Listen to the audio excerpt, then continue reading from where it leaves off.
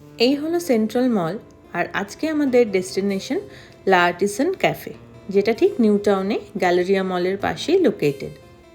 New টাউনের অন্যান্য rooftop ক্যাফেগুলোর মতো এটাও একটা হিডেন জেম, যারা ইটালিয়ান ফুড পছন্দ করো তাদের জন্য। তো লিফটে করে উঠে গেলাম 8th ফ্লোরে, আর গিয়েই অ্যাম্বিয়েন্সটা দেখে আমি জাস্ট প্রেমে পড়ে যাই। ক্যাফেটাতে আলাদাই একটা স্যান্টোরিনি ভাইবস আছে, আর এখানে সিটিং অ্যারেঞ্জমেন্ট বলতে আউটডোর ইনডোর দুটোই আছে। তো বৃষ্টির কারণে আমরা ইনডোরটাই প্রেফার করেছিলাম। আর ফুড অর্ডার করার সময় এখানে আমরা একটা ইউনিক জিনিস দেখেছিলাম, যেটা ছিল তুমি যদি ক্যাফেতে ঢুকে ফোন ইউসেজের থেকে ব্রেক নাও, তো তাহলে তুমি এক্সট্রা 5% অফ পাবে টোটাল বিলে। অনেকের কাছেই শুনেছি ক্যাফেটা ওভারপ্রাইজড, বাট মেনু দেখে আমার খুব একটা ওভারপ্রাইজড মনে হলো না। আর এখানে বাচ্চাদেরও বসার সুন্দর একটা জায়গার অ্যারেঞ্জ করেছে। আর এই ফোন ইউজ না করার ব্যাপারটা আমার বেশ ইউনিক লেগেছে।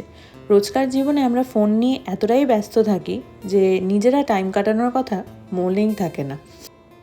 তো প্রথমে আমরা অর্ডার করেছিলাম একটা ফিশ অ্যান্ড চিপস, যেটা স্টাফ ছিল অরিজিনাল কলকাতা ভেটকি দিয়ে।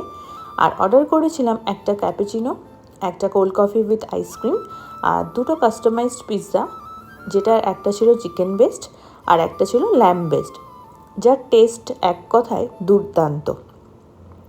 কলকাতার অনেক ক্যাফেতেই আমি পিৎজা ট্রাই করেছিলাম, বাট এটা একদমই আলাদা আর দারুণ খেতে ছিল। অল ওভার আমাদের 1800 টাকার মতো বিল হয়েছিল।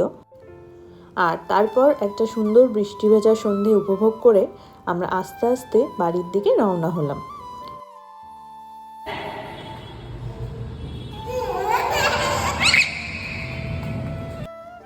তো তোমরা যারা এখানে অলরেডি গেছো, তোমাদের এক্সপিরিয়েন্স কেমন ছিল আমাকে কমেন্টসে জানিও। আর ভিডিওটা ভালো লাগলে একটু লাইক, কমেন্ট আর সাবস্ক্রাইব করে দিও। টাটা।